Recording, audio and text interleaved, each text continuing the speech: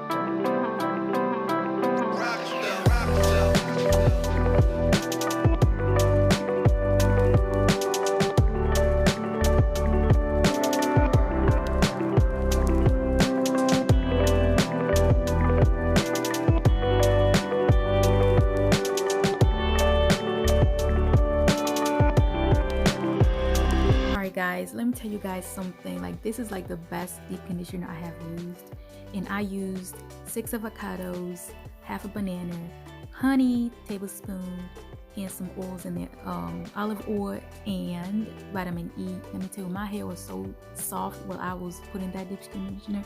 I think I'm gonna incorporate more natural ingredients in my deep conditioners. Guys, see you next time.